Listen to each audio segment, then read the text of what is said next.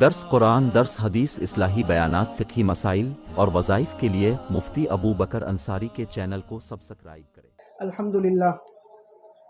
الحمدللہ نحمده ونستعینه ونستغفره ونؤمن به ونتوکل علیہ ونعوذ باللہ من شرور انفسنا ومن سیئات اعمالنا من يهده اللہ فلا مضل له ومن يضلله فلا هادي له ونشهد أن لا إله إلا الله وحده لا شريك له ونشهد أن سيدنا ومولانا محمدا صلى الله عليه وسلم قال الله تبارك وتعالى في القرآن المجيد والفرقان الحميد أعوذ بالله من الشيطان الرجيم بسم الله الرحمن الرحيم وإبراهيم إذ قال لقومه اعبدوا الله واتقوه ذلكم خير لكم إن كنتم تعلمون صدق الله العظيم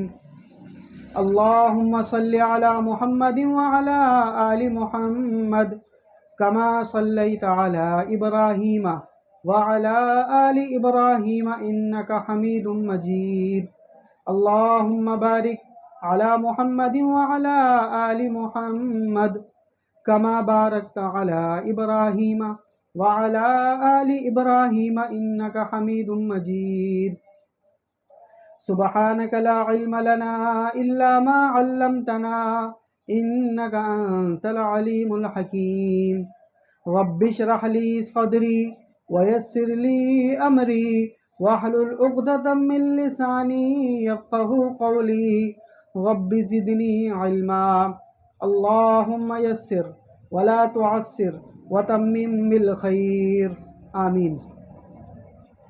میرے محترم بھائیوں، دوستوں، بزرگوں، اللہ رب العزت نے جب سے یہ کائنات بنائی، جب سے یہ دنیا بنائی، اس دنیا میں انسانوں کو بھیجنا شروع کیا۔ سب سے پہلے آدم علیہ السلام اس دنیا میں تشریف لائے۔ آدم علیہ السلام کے بعد نوح علیہ السلام اس دنیا میں تشریف لائے۔ اسی طرح یہ سلسلہ نبیوں کا چلتا رہا۔ نوح علیہ السلام جس وقت آئے اس وقت تمام دنیا کے انسان اللہ رب العزت کو بھول چکے تھے، اللہ رب العزت کی نافرمانی کرنے لگ گئے تھے اور شیطان کی چالوں میں آ گئے تھے، شیطان کے وسوسوں میں آ گئے تھے اور اپنی مرضی کے مطابق زندگی گزار رہے تھے۔ تو اللہ رب العزت نے نوح علیہ السلام کو بھیجا۔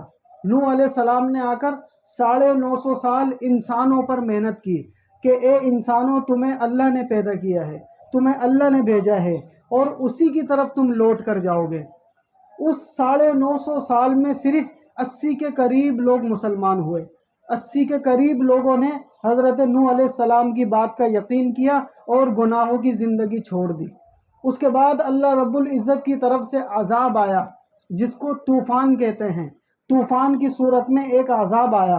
وہ ایسا عذاب تھا کہ آسمان سے بھی پانی گرتا اور زمین سے بھی پانی نکلتا، گویا کہ یہ سمندر پانی زمین کے اوپر چڑھ گیا اور اوپر سے بجلی بھی کڑکنا شروع ہو گئی، آسمان بھی گرجنا شروع ہو گیا، آسمان سے بھی پانی برسنا شروع ہو گیا اور زمین سے بھی پانی نکلنا شروع ہو گیا۔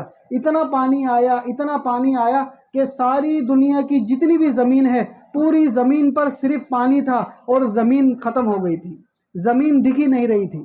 اس کے بعد اللہ رب العزت نے نوح علیہ السلام کو اس عذاب سے پہلے، اس طوفان سے پہلے فرمایا کہ ایک کشتی بناؤ، اس کشتی کے اندر ان تمام مسلمانوں کو بٹھا لو اور تمام جانوروں کو اس کے اندر بٹھا لو تاکہ یہ عذاب سے بچ سکیں۔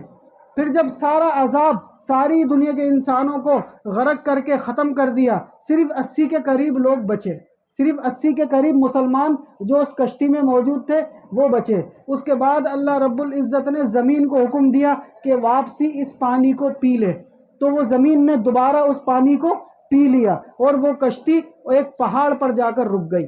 اس کے بعد وہ 80 افراد اس کشتی سے نیچے اترے اور اس کے بعد حضرت نوح علیہ السلام کے 3 بیٹے تھے اور خود نوح علیہ السلام، یعنی 4 لوگوں نے اس چاروں کونوں پر، ایک مشرق میں، ایک مغرب میں، ایک شمال میں، ایک جنوب میں، پوری دنیا میں پھیل گئے وہاں سے پھر یہ دوبارہ سے انسانوں کا سلسلہ نکلنا شروع ہوا.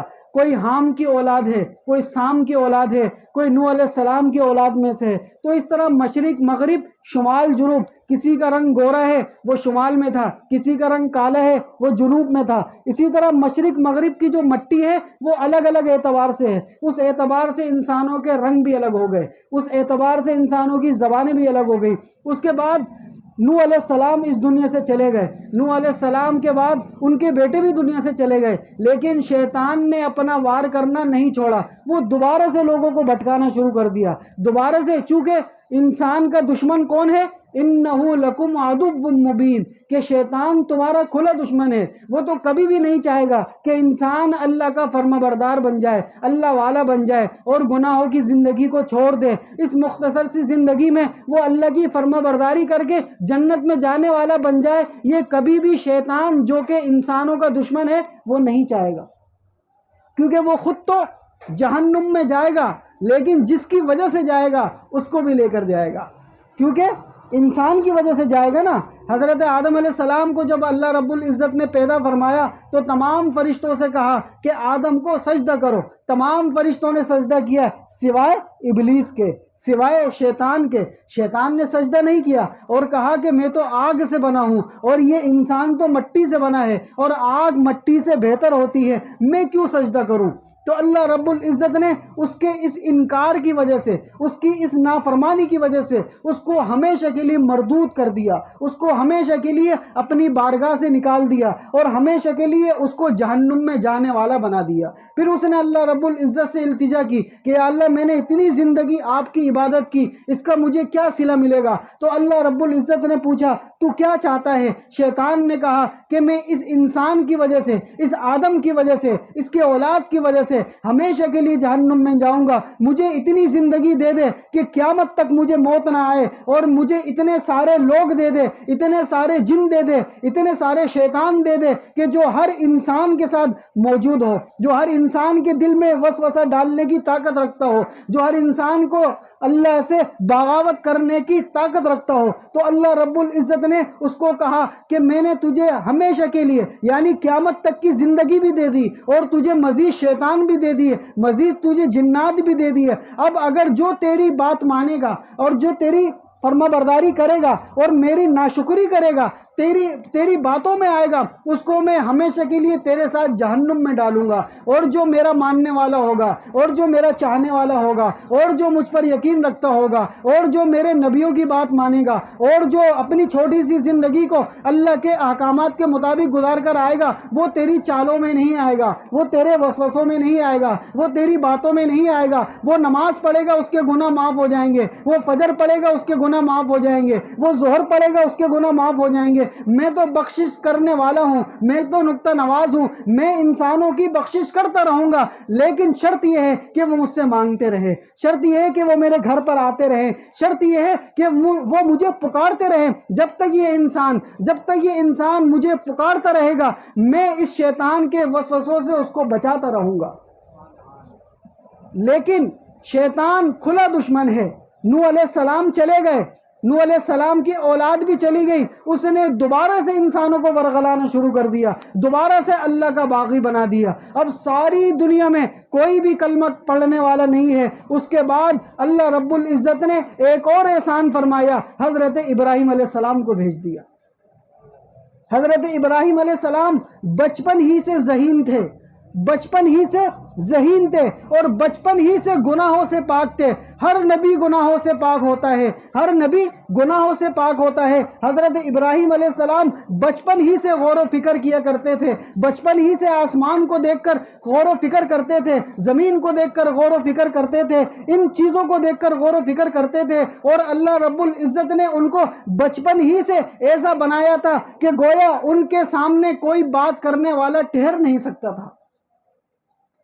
حضرت ابراہیم علیہ السلام کے والد کیا تھے؟ بتوں کی عبادت کیا کرتے تھے. حضرت ابراہیم علیہ السلام کے والد بتوں کی عبادت کیا کرتے تھے، اور نمرود جو اس وقت کا بادشاہ تھا اس کا غلام تھے. حضرت ابراہیم علیہ السلام اپنے والد سے کہتے کہ تم ان بتوں کو بناتے ہو، تم ان مٹی کے بتوں کو بناتے ہو اور اس کی عبادت کرتے ہو، کیا یہ تمہاری باتیں سنتے ہیں؟ کیا یہ تمہیں دیکھتے ہیں؟ اس طرح کے سوالات کیا کرتے تھے، لیکن ان کے پاس کوئی جواب نہیں ہوتا تھا۔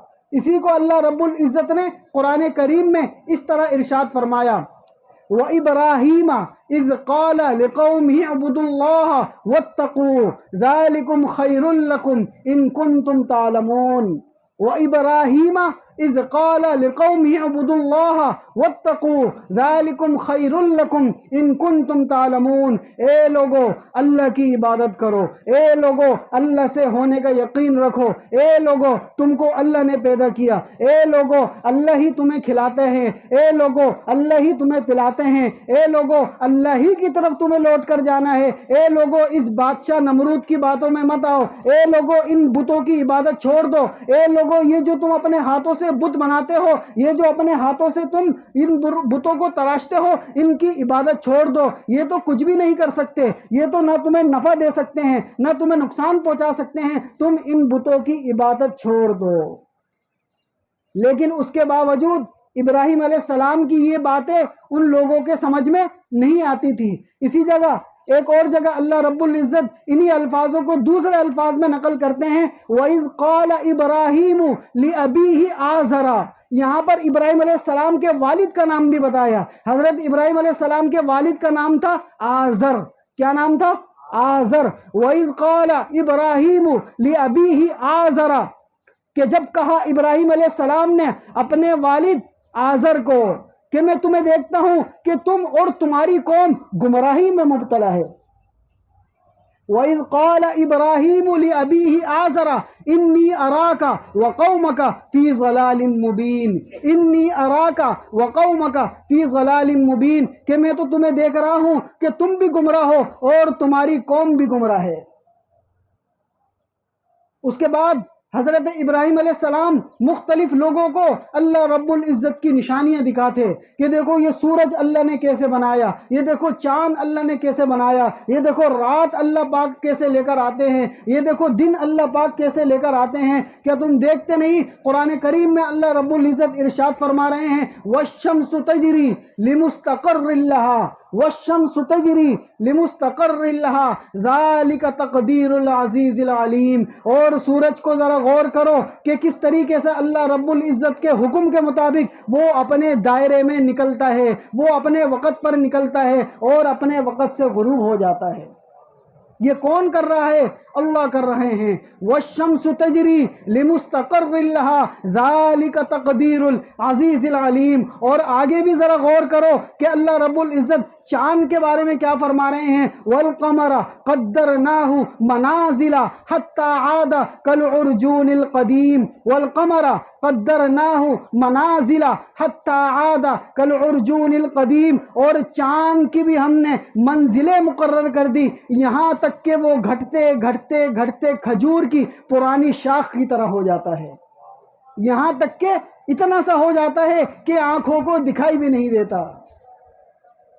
تو ابراہیم علیہ السلام اپنی قوم کو دعوت دے رہے ہیں، اپنی قوم والوں کو اللہ کی نشانیاں بتا رہے ہیں کہ لوگوں ذرا غور تو کرو، ذرا غور تو کرو کہ اللہ رب العزت نے کتنا بڑا سورج بنایا جو زمین سے بھی کئی گنا بڑا ہے، کتنا بڑا چاند بنایا جو زمین سے بھی کئی گنا بڑا ہے، تم غور و فکر نہیں کرتے؟ اسی طرح اللہ رب العزت ایک اور جگہ ارشاد فرما رہے ہیں، قُلْ أَرَأَيْتُمْ إِنْ جَعَلَ اللَّهُ عَلَيْكُمُ اللَّيْلَ سَرْمَدًا إِلَى يَوْمِ الْقِيَامَةِ مَنْ إِلَٰهٌ غَيْرُ اللَّهِ يَأْتِيكُمْ بِضِيَاءٍ أَفَلَا تَسْمَعُونَ۔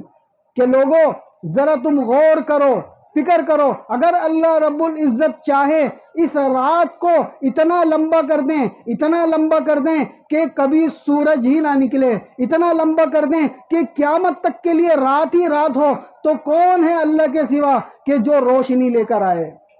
کوئی ہے اللہ کے سوا کہ جو سورج کو لے کر آئے، کوئی ہے اللہ کے سوا جو اس دھوپ کو لے کر آئے، کوئی ہے اللہ کے سوا جو اس دن کو لے کر آئے۔ اسی کو اللہ رب العزت قرآن کریم میں ارشاد فرما رہے ہیں، قل ارأیتم ان جعل اللہ علیکم اللیل سرمدا الی یوم القیامت من الہ غیر اللہ یاتیکم بضیاء افلا تسمعون۔ اس کے باوجود بھی تم سمجھ نہیں رکھتے۔ یہ کون فرما رہا ہے؟ ابراہیم علیہ السلام ان لوگوں سے فرما رہے ہیں جس کو اللہ رب العزت قرآن کریم میں نقل کر رہے ہیں۔ اسی طرح آگے اللہ پاک فرما رہے ہیں، قل ارأیتم ان جعل اللہ علیکم النہار سرمدا الی یوم القیامت من الہ غیر اللہ یاتیکم بلیل تسکنون فیہ افلا تبصرون۔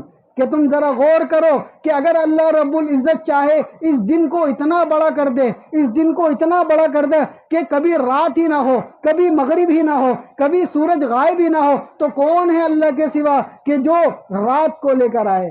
تو کون ہے اللہ کے سوا کہ رات کو لے کر آئے جس کے اندر تم آرام کی نیند سوتے ہو؟ تو کوئی ہے اللہ کے سوا؟ کوئی بھی نہیں ہے۔ اسی کو اللہ رب العزت آگے ارشاد فرما رہے ہیں، وَمِن رَحْمَتِهِ جَعَلَ لَكُمُ اللَّيْلَ لِتَسْكُنُوا فِيهِ وَلِتَبْتَغُوا مِن فَضْلِهِ وَلَعَلَّكُمْ تَشْكُرُونَ۔ اور یہ رات اور دن اللہ رب العزت کی رحمتیں ہیں، اللہ رب العزت کی انسانوں پر رحمتیں ہیں۔ وہ رات کہ جس کے اندر تم آرام سے سوتے ہو، اور اسی طرح وہ دن جس کے اندر تم اپنے کھانے پینے کا انتظام کرتے ہو۔ یہ دونوں اللہ رب العزت کی رحمتیں ہیں، یہ دونوں اللہ رب العزت کی نعمتیں ہیں تاکہ انسان اللہ کا شکر ادا کرے۔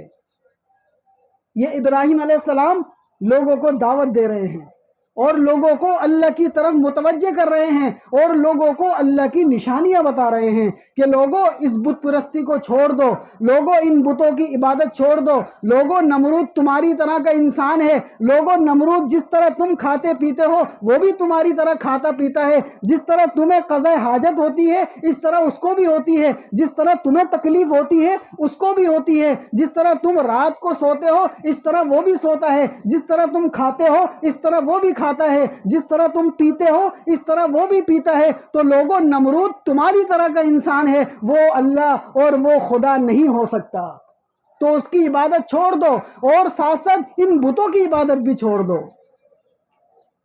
تو ابراہیم علیہ السلام اللہ رب العزت کے بھیجے ہوئے وہ پیغمبر ہیں کہ جن کے اوپر اللہ رب العزت کی طرف سے بے پناہ مشکلات آئیں اور بے پناہ تکلیفیں آئیں۔ سب سے پہلے اپنے ہی گھر کے اندر تکلیف دی گئی، اپنے ہی والد نے تکلیف دی، اور اپنے ہی ملک سے دربدر کیے گئے، جلا وطن کیے گئے۔ اور اسی طرح بعض لوگ اس وقت سورج کی عبادت کیا کرتے تھے، کوئی چاند کی عبادت کیا کرتا تھا، تو اس کو بھی اللہ رب العزت نے قرآن کریم میں اس طرح ارشاد فرما دیا، وَمِنْ آيَاتِهِ اللَّيْلُ وَالنَّهَارُ وَالشَّمْسُ وَالْقَمَرُ۔ یہ جو نشانیاں ہیں یہ تو اللہ کی نشانیاں ہیں۔ وَمِنْ آيَاتِهِ اللَّيْلُ وَالنَّهَارُ وَالشَّمْسُ وَالْقَمَرُ، اور اللہ کی نشانیوں میں سے ایک نشانی رات ہے، اور اللہ کی نشانیوں میں سے ایک نشانی دن ہے، اور اللہ کی نشانیوں میں سے ایک نشانی سورج ہے، اور اللہ کی نشانیوں میں سے ایک نشانی چاند ہے۔ تو لا تسجدوا للشمس ولا للقمر، لا تسجدوا للشمس ولا للقمر، تو تم نہ تو اس سورج کی عبادت کرو اور نہ اس چاند کی عبادت کرو۔ کیا فرمایا؟ وَمِنْ آيَاتِهِ اللَّيْلُ وَالنَّهَارُ وَالشَّمْسُ وَالْقَمَرُ إِن كُنتُمْ إِيَّاهُ تَعْبُدُونَ۔ اور اگر تم واقعی عبادت کرنا چاہتے ہو تو ایک اللہ کی عبادت کرو کہ جس نے ان راتوں کو بھی بنایا، دن کو بھی بنایا، سورج کو بھی بنایا، چاند کو بھی بنایا، وہی تمہارا رب ہے، اسی نے تمہیں پیدا کیا ہے، اور وہی تمہیں کھلاتا ہے، وہی تمہیں پلاتا ہے، وہی تمہیں سلاتا ہے، وہی تمہیں جگاتا ہے، وہی تمہیں چلاتا ہے، وہی تمہیں ایک دن واپس اپنے پاس بلا لے گا۔ تو ابراہیم علیہ السلام یہ دعوت دیتے اور لوگوں کو اللہ کی طرف متوجہ کرتے، لیکن وہ لوگ ان کی بات ماننے سے انکار کرتے۔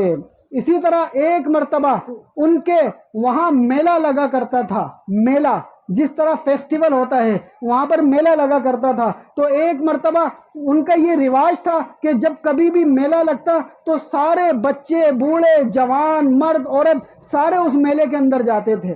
تو اسی دوران وہ میلے کی تاریخ آ گئی، وہ فیسٹیول کی تاریخ آ گئی، تو ان کے گھر والوں نے پوچھا ابراہیم سے کہ ابراہیم چلو ہمارے ساتھ میلے کے اندر۔ ابراہیم علیہ السلام نے انکار کر دیا۔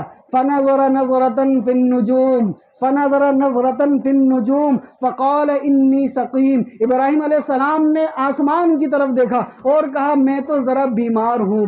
فنظر نظرة في النجوم فقال انی سقیم، اور کہا میں تو بیمار ہوں، میں تمہارے میلے میں نہیں جا سکتا۔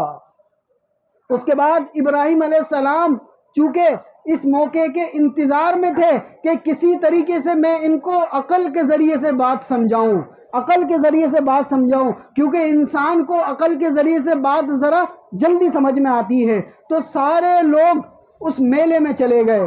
ابراہیم علیہ السلام اس بت خانے میں داخل ہوئے جہاں پر یہ لوگ ان بتوں کی عبادت کیا کرتے تھے، اور جا کر ان بتوں سے کہا کہ تم بولتے کیوں نہیں ہو، تم کھاتے کیوں نہیں ہو، تم پیتے کیوں نہیں ہو۔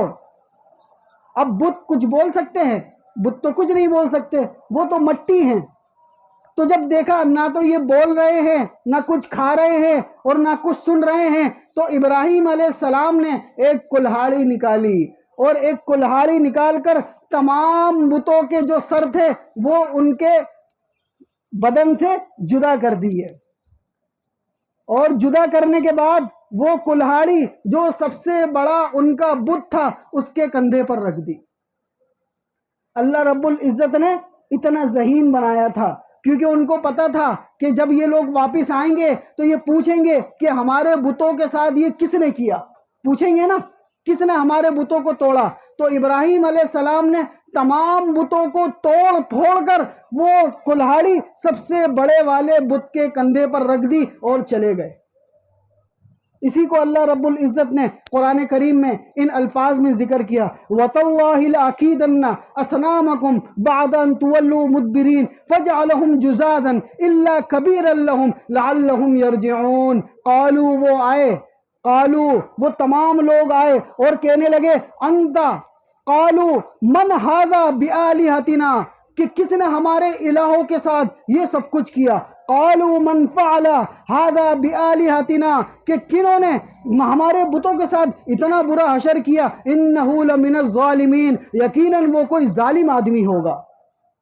تو وہاں پر چند لوگ جمع تھے، انہوں نے کہا ہمیں یاد ہے ایک شخص ہی کر سکتا ہے، ایک شخص ہی اس طرح کر سکتا ہے، اور اس کا نام ابراہیم ہے۔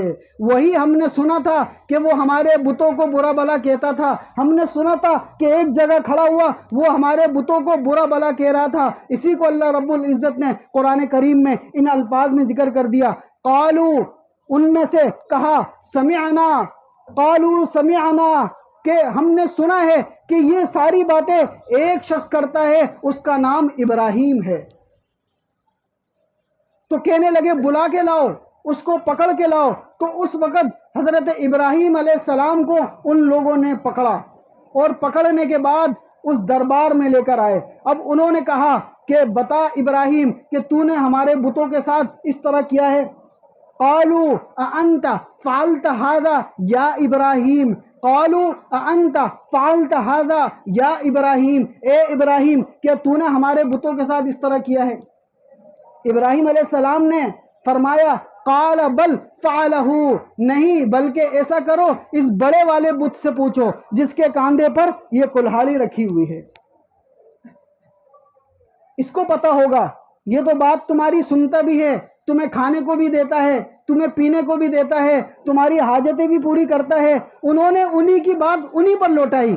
یہ تو تمہارا خدا ہے، تمہارے خدا کو مجھ سے زیادہ پتا ہوگا، تمہارے خدا کو مجھ سے زیادہ پتا ہوگا کہ ان چھوٹے خداؤں کو کس نے مارا، ان چھوٹے خداؤں کو کس نے مارا، کس نے ان کو زخمی کیا، کس نے ان کی سر جو ہے ان کے بدن سے توڑا۔ ہو سکتا ہے ان کی آپس میں لڑائی ہو گئی ہو سکتا ہے اس بڑے والے نے چھوٹے والوں کو مارا ہو۔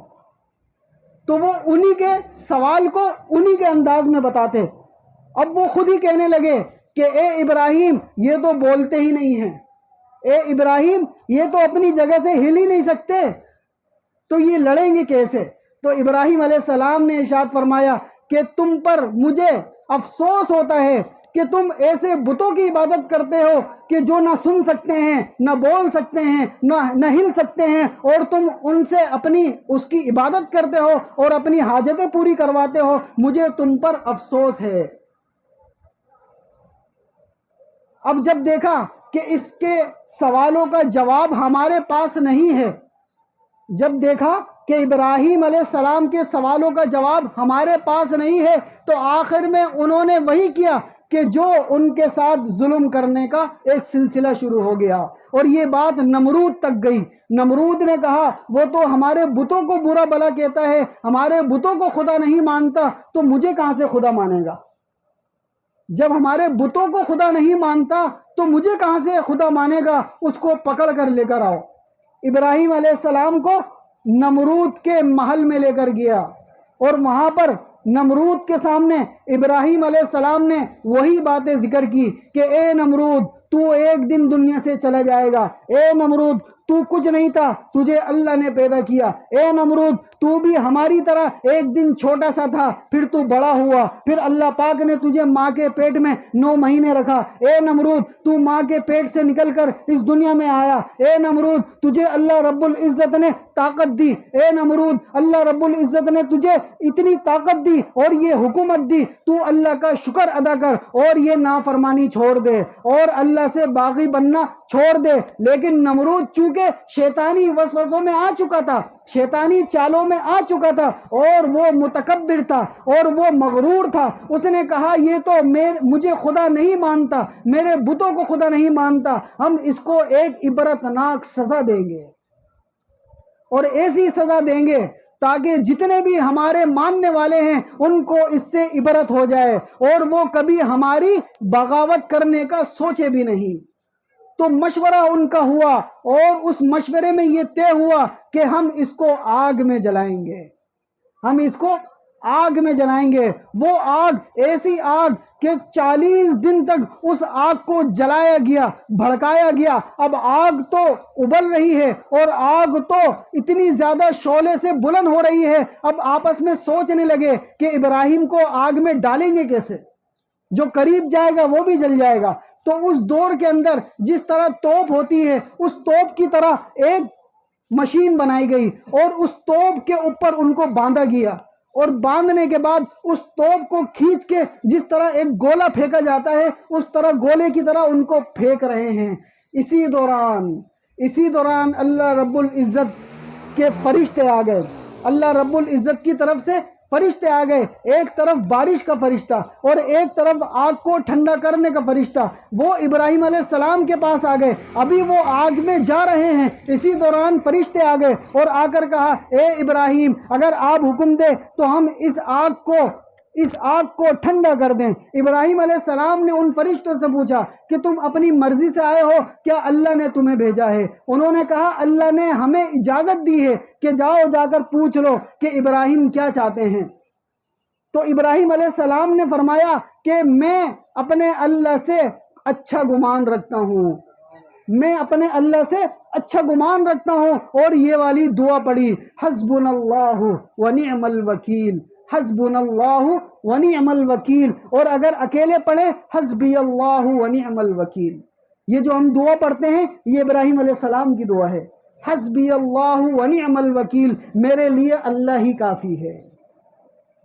اس کے بعد اللہ رب العزت نے ڈائریکٹ اس آگ کو حکم دیا کہ اے آگ سلامتی والی ہو جا، اے آگ سلامتی والی ہو جا۔ اس کے بعد ابراہیم علیہ السلام اس آگ میں گئے، اس آگ میں گر گئے، لیکن وہ آگ اثر ہی نہیں کر رہی، وہ آگ اثر ہی نہیں کر رہی۔ اب دنیا تماشا دیکھ رہی ہے، دنیا کے لوگ کھڑے ہوئے ہیں کہ ہم اس کو جلتا ہوا دیکھیں گے، لیکن وہ تو آگ میں کبھی ادھر جاتے ہیں، کبھی ادھر جاتے ہیں، کبھی یہاں پر جاتے ہیں، کبھی وہاں پر جاتے ہیں، ایسا لگتا ہی نہیں ہے کہ آگ کے اندر ہیں۔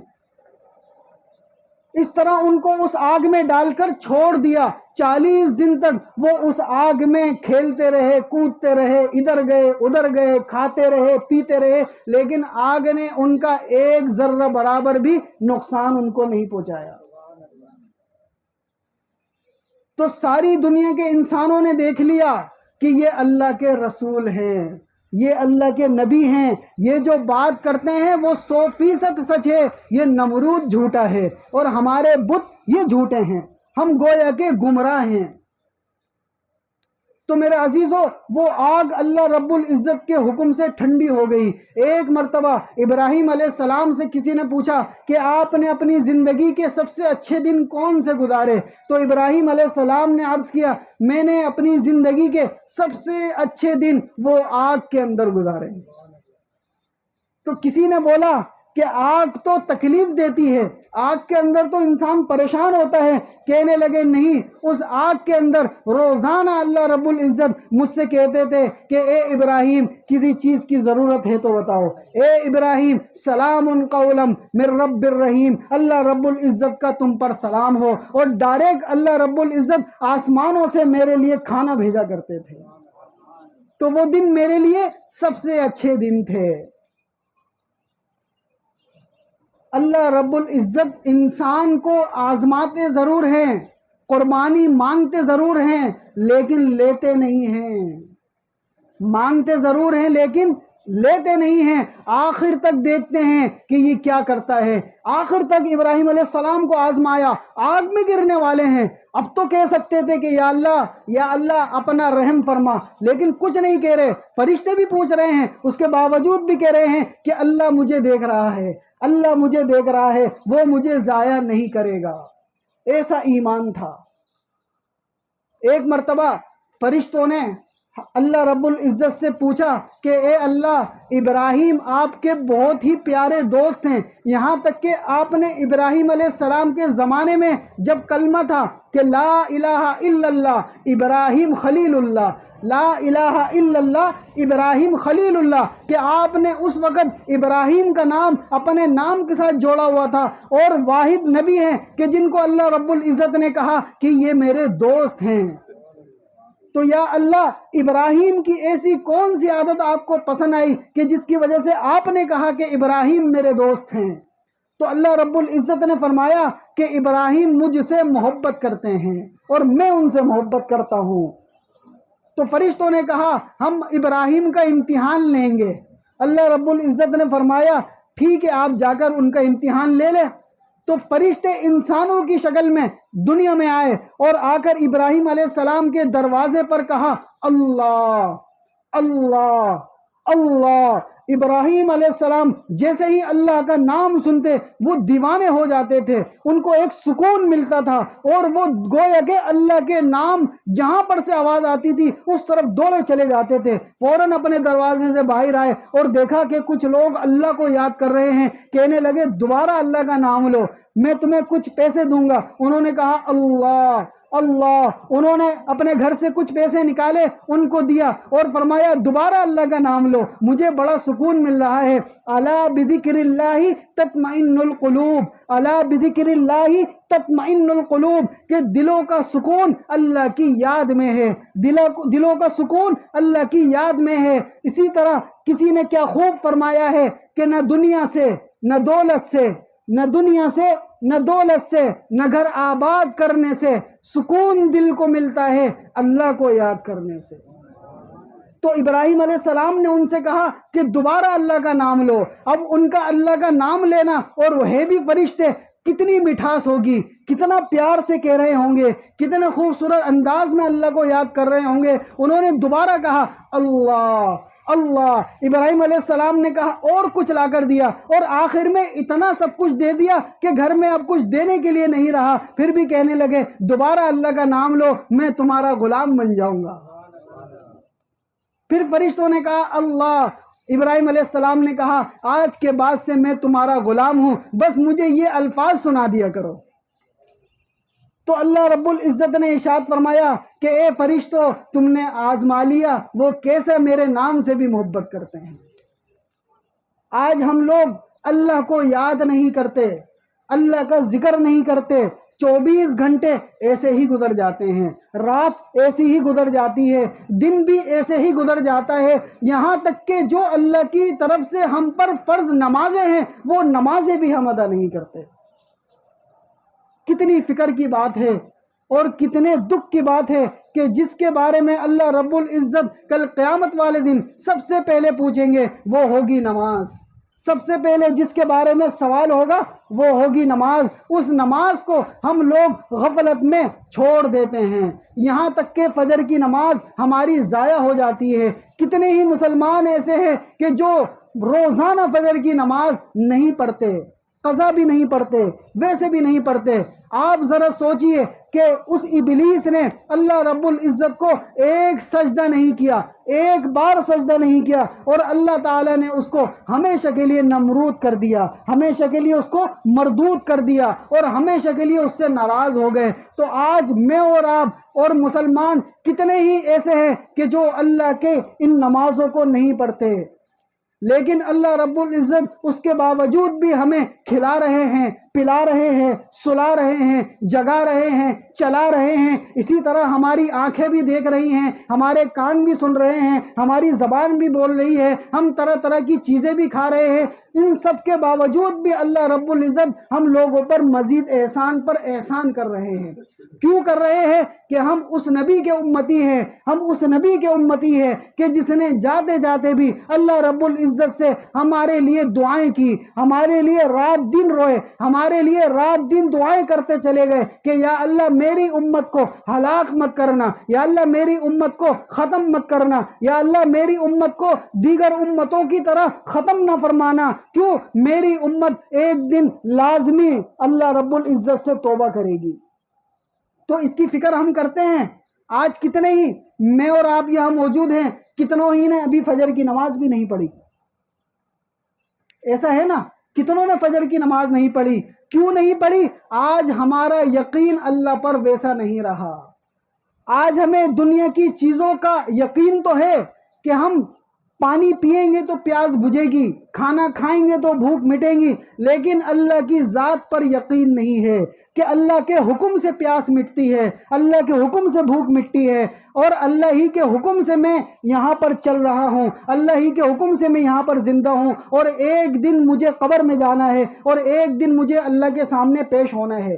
ان باتوں کو ہم یاد نہیں رکھتے، اور ہمارا یقین اتنا کمزور ہو چکا ہے کہ ہم نمازوں کو قضا کر دیتے ہیں اور نمازوں کو فوت کر دیتے ہیں. تو میرے عزیزوں، سب سے پہلا حکم جو ہے وہ مسلمان پر وہ نماز کا ہے.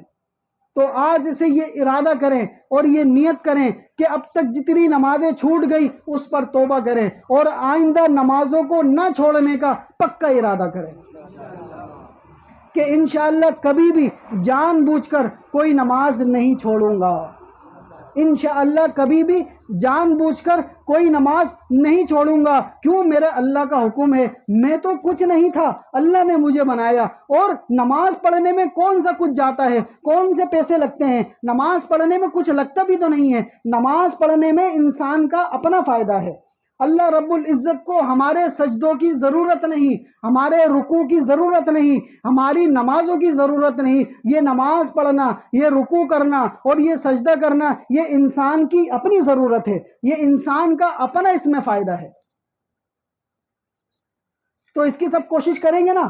نماز جان بوجھ کر نہیں چھوڑنا. وہ الگ بات ہے کہ کوئی بیماری ہو، وہ الگ بات ہے کہ کوئی ایسی بیماری آ جائے اور انسان اپنے ہوش میں نہ ہو، اس میں تو نماز اس کو یاد ہی نہ ہو، وہ ایک الگ بات ہے. لیکن اگر ہوش میں ہے، کھڑے ہو کر نہیں پڑھ سکتا، بیٹھ کر پڑھے. بیٹھ کر نہیں پڑھ سکتا، لیٹ کر پڑھے. لیٹ کر نہیں پڑھ سکتا، اشاروں سے پڑھے. یہ نماز کا حکم ہے. اور ہوش میں نہیں ہے تو اس کو پھر اپاہج سمجھا جائے گا، اس کو معذور سمجھا جائے گا. لیکن آپ اور میں تو اس طرح نہیں ہیں. میں اور آپ صحت مند بیٹھے ہیں، میں اور آپ یہاں پر تندرست بیٹھے ہیں، اور اللہ رب العزت کی بے شمار نعمتوں والے بیٹھے ہیں. یہاں پر کوئی ایسا شخص نہیں ہے کہ جس کی آنکھیں کام نہیں کر رہی ہوں. کوئی ایسا ہے کہ جو نابینا ہے؟ سب آنکھوں والے ہیں، سب کو اللہ رب العزت نے آنکھوں کی نعمتیں دی ہیں. کوئی ایسا ہے جو کانوں سے نہیں سنتا ہو؟ سب سننے والے ہیں، سب کو اللہ پاک نے ان کانوں کی نعمت دی ہے. کوئی ایسا ہے کہ جو بول نہ سکتا ہو، گونگا ہو؟ سارے ہی بولنے والے بیٹھے ہیں، سب کو اللہ رب العزت نے اس زبان کے بولنے کی طاقت بھی دی ہے. کوئی ایسا ہے کہ جس کو میٹھا میٹھا نہ لگتا ہو، کڑوا کڑوا نہ لگتا ہو؟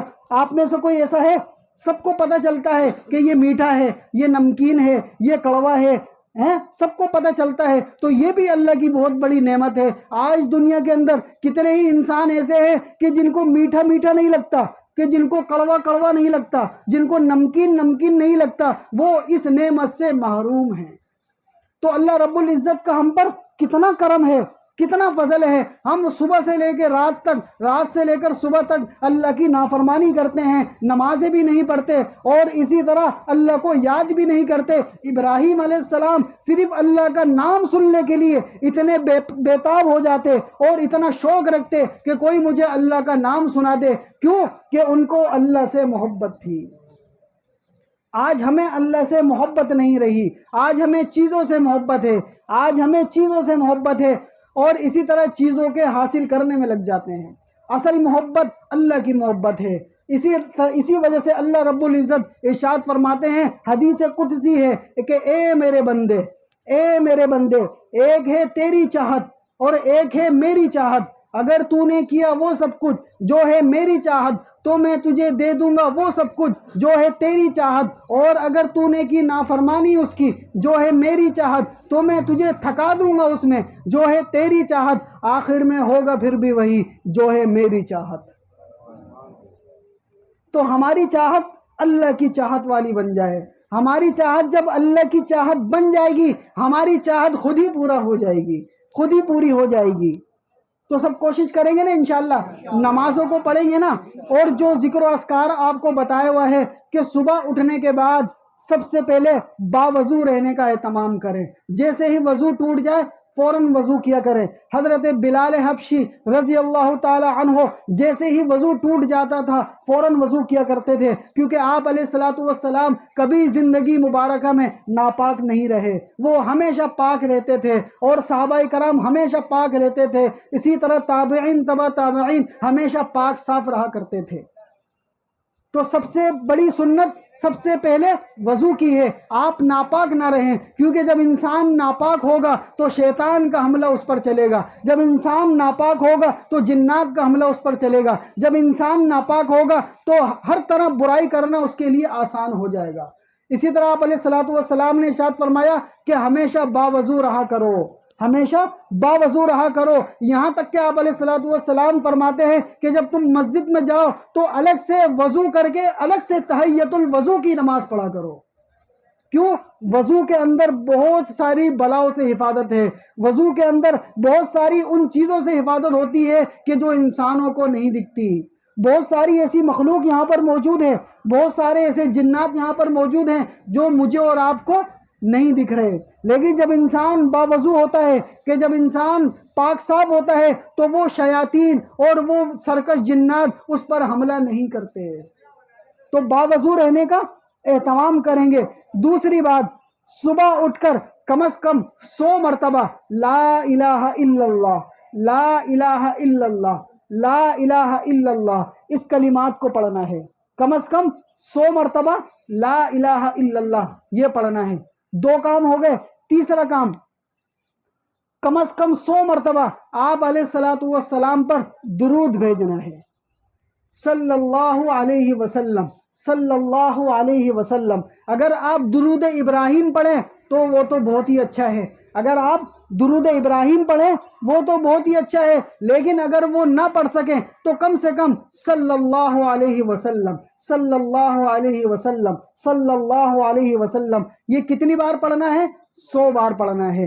باوضو رہنا ہے، 100 مرتبہ کلمہ طیبہ پڑھنا ہے، اور 100 مرتبہ صلی اللہ علیہ وسلم پڑھنا ہے۔ یہ 3 کام ہو گئے۔ اسی طرح جب رات کو سونے لگیں تو سونے سے پہلے بھی یہی 3 کام کرنے ہیں۔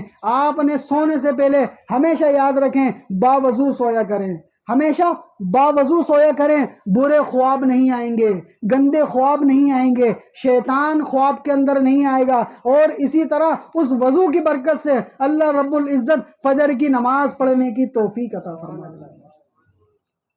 تو وضو کر کے سوئیں گے نا، پھر بستر پر لیٹنے کے بعد کسی سے بات کیے بغیر 100 مرتبہ لا الہ الا اللہ، لا الہ الا اللہ، لا الہ الا اللہ، اور 100 مرتبہ محمد صلی اللہ علیہ وسلم، صلی اللہ علیہ وسلم۔ اب گویا آپ گمان کریں کہ جو شخص صلی اللہ علیہ وسلم پڑھتا ہوا سو جائے اور پاک بھی ہو، صاف بھی ہو، باوضو بھی ہو، اللہ کو بھی یاد کیا تو ہو سکتا ہے نا کہ اس کے خواب میں آپ علیہ الصلوۃ والسلام آ جائیں۔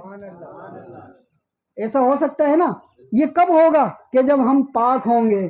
اللہ پاک ہیں، وہ پاک لوگوں کو پسند کرتے ہیں۔ اللہ خود پاک ہیں، اس کے نبی بھی پاک ہیں، اس کا کلام بھی پاک ہے، وہ ہمیشہ پاک دلوں میں آتے ہیں، وہ ہمیشہ صاف دلوں میں آتے ہیں۔ کہ جب ہم پاک صاف ہوں گے، باوضو ہوں گے، اور کلمہ بھی پڑھا ہوگا اور درود شریف بھی پڑھا ہوگا، تو ہمیں اللہ کی ذات سے یہ امید ہے کہ اللہ رب العزت ہمیں آپ علیہ الصلوۃ والسلام کا دیدار نصیب فرما دے۔ تو کریں گے نا آج ہی سے کوشش، آج ہی سے یہ کوشش کریں۔ ہو سکتا ہے ہم میں سے کسی کو آپ علیہ الصلوۃ والسلام آ جائے خواب میں، اور جس کے خواب میں آپ علیہ الصلوۃ والسلام آ جائے، آپ علیہ الصلوۃ والسلام نے ارشاد فرمایا کہ جو کوئی مجھے خواب میں دیکھے، کہ جو کوئی مجھے خواب میں دیکھ لے تو وہ اس بات کا یقین کر لے کہ وہ میں ہی ہوں، کیونکہ شیطان کو میری صورت اختیار کرنے کی طاقت نہیں ہے۔ شیطان آپ علیہ الصلوۃ والسلام کی صورت میں آ ہی نہیں سکتا، اس کے اندر اتنی طاقت ہی نہیں ہے۔ اور آپ علیہ الصلوۃ والسلام وہ واحد ہستی ہیں کہ جس کے خواب میں آ جائیں وہ آپ ہی ہوتے ہیں۔ لیکن میرے عزیزو، اس کا طریقہ آپ کو بتا دیا۔ اللہ رب العزت ہمیں اس طرح سونے کی اور اس طرح اٹھنے کی توفیق عطا فرمائے۔ پتہ نہیں کون سی رات آخری رات ہو جائے، پتہ نہیں کون سے صبح آخری صبح ہو جائے، پتہ نہیں کون سا دن آخری دن ہو جائے۔ اگر ہم نے وہ دن اس طریقے سے اپنا شروع کیا ہوگا، کلمہ بھی پڑھا ہوگا، درود بھی پڑھا ہوگا، اور باوضو بھی ہوں گے، اور اس دن اگر ہمارا انتقال ہو جاتا ہے تو اللہ رب العزت کی ذات سے یہ امید ہے کہ اس باوضو رہنے کی برکت سے، اس کلمے کی برکت سے، اس درود کی برکت سے اللہ رب العزت ہمیں بغیر حساب کتاب کے جنت میں داخل کر دے گا۔ کیوں؟ ہم نے ان سنتوں پر عمل کیا ہوگا۔ اسی طرح ہو سکتا ہے کوئی رات تو ہماری آخری ہے، کوئی دن تو ہمارا آخری ہے، لیکن ہمیں پتہ نہیں ہے، تو اس کا حل یہی ہے کہ انتظام کر کے سونا، اس کا حل یہی ہے انتظام کر کے اٹھنا۔ ہو سکتا ہے کوئی رات ہماری آخری رات ہو اور اس رات ہم باوضو سوئے ہوں، کلمہ بھی پڑھا ہو، درود شریف بھی پڑھا ہو، اور اس رات ہماری جان نکل جائے، تو اللہ رب العزت ہو سکتا ہے ان کلمات کی برکت سے ہمیشہ کے لیے ہمیں جنت میں داخل کر دے۔ اور اگر ہم نے نافرمانی کر کے سوئے، اور اگر ہم رات کو گانے سن کر سوئے، اور اگر ہم رات کو گالیاں بک کر سوئے، اور اگر ہم رات کو نشہ کر کے سوئے، اور اگر ہم رات کو ناپاک سوئے، اور اگر اس رات کو ہمارا انتقال ہو گیا، تو یقیناً قبر میں جانے کے بعد سب سے پہلا ڈر وہ ہوگا کہ جب شیطان ہمارے سامنے سے ہٹ جائے گا اور دنیا کی لغزشیں ہمارے سامنے سے ختم ہو جائیں گی، اور جب یہ دل کی آنکھیں کھل جائیں گی اور فرشتے آ کر کہیں گے مر ربک، مر ربک، بتاؤ تمہارا رب کون ہے، مر ربک، من رسولک، بتاؤ تمہارا رسول کون ہے، ما دینک، بتاؤ تمہارا دین کیا ہے۔ کہ جب تم رات کو نہ تو پاک صاف ہو کر سوئے، اور نہ آپ نے اللہ کو یاد کیا، اور نہ آپ نے آپ علیہ السلام کو یاد کیا، تو کوئی جواب دے سکتا ہے؟ کوئی بھی نہیں دے سکتا۔ نمازیں ویسے بھی نہیں پڑھی ہوتی، نمازوں سے ویسے ہی غفلت ہوتی ہے، تو کم سے کم اس ذکر و اذکار کا سب کوشش کریں گے نا انشاءاللہ۔ آسان ہے مشکل ہے؟ آسان ہے، کوئی مشکل نہیں ہے، آسان ہے، کوئی مشکل نہیں ہے۔ یہ دنیا اہل دنیا کو بھلی معلوم ہوتی ہے، یہ دنیا اہل دنیا کو بھلی معلوم ہوتی ہے، نظر والوں کو تو یہ اجڑی ہوئی معلوم ہوتی ہے۔ اگر کر لے انسان ہمت تو کیا نہیں اس کے بس میں، یہ ہے کم ہمتی جو بے بسی معلوم ہوتی ہے۔ اگر ہمت کریں گے تو کوئی کام مشکل نہیں ہے، اگر ہمت کریں گے تو کوئی کام مشکل نہیں ہے۔ شیطان تو اپنا کام کرے گا، شیطان تو دل میں وسوسہ ڈالے گا، شیطان تو کہے گا بعد میں پڑھ لیو، شیطان تو کہے گا ابھی بعد میں دیکھتے ہیں، ابھی تو اپنے مزے کر لو، ابھی اپنی مطابق زندگی گزار لو۔ اس شیطان کو جواب دینا یہ میرے اور آپ کے ہاتھ میں ہے۔ تو سب کوشش کریں گے نا انشاءاللہ۔ اور رات کو جو کوئی گناہ کر کے سوتا ہے اللہ رب العزت اس کو بھی دیکھ رہے ہوتے ہیں۔ قرآن کریم میں اللہ تعالیٰ ارشاد فرماتے ہیں یعلم خائنۃ الاعین وما تخفی الصدور، یعلم خائنۃ الاعین وما تخفی الصدور، کہ وہ اللہ تمہاری آنکھوں کی خیانت کو بھی جانتا ہے، وہ اللہ تمہاری آنکھوں کی خیانت کو بھی جانتا ہے۔ آج دنیا کے اندر سب سے زیادہ مسلمان جن گناہوں کے اندر ملوث ہے وہ ہے بد نظری کا گناہ، وہ ہے موبائل کے اندر بد نظری کا گناہ۔ تو اللہ رب العزت اسی کے بارے میں فرما رہے ہیں کہ یعلم خائنۃ الاعین وما تخفی الصدور، کہ وہ اللہ تمہاری آنکھوں کی خیانتوں کو بھی جانتا ہے، وہ اللہ تمہاری آنکھوں کی خیانتوں کو بھی جانتا ہے۔ جو تم کرتے ہو چھپ کر، جو تم کرتے ہو چھپ کر، اس جہان سے کوئی دیکھتا ہے تم کو، آسمان سے خاکی پر مت کرو خاک اپنی زندگانی کو، خاکی پر مت کرو خاک اپنی زندگانی کو، جوانی کرو اس پر فدا جس نے دی جوانی کو۔ تو آپ میں سے ہر کوئی جوان ہے، کس پر فدا کریں گے؟ یہ جوانی تو ویسے بھی گزر جائے گی، یہ جوانی ویسے بھی گزر جائے گی، ایک دن ختم ہو جائے گی، ایک دن ختم ہو جائے گی۔ تو جو جوان ہیں وہ اس جوانی کی قدر کر لیں اور نشے سے توبہ کر لیں، اور ہمیشہ کے لیے نشے سے توبہ کر لیں، اور ہمیشہ کے لیے اپنے آپ کو پاک صاف رکھیں، ہمیشہ کے لیے اپنے آپ کو پاک صاف رکھنے کے ساتھ ساتھ اللہ رب العزت کے احکامات کے مطابق زندگی گزارنے کی کوشش کریں۔ اللہ رب العزت جو کچھ کہا گیا سنا گیا اس پر عمل کرنے کی توفیق عطا فرمائے۔ وآخر دعوانا ان الحمدللہ رب العالمین۔ سنتیں پڑھ لیجیے۔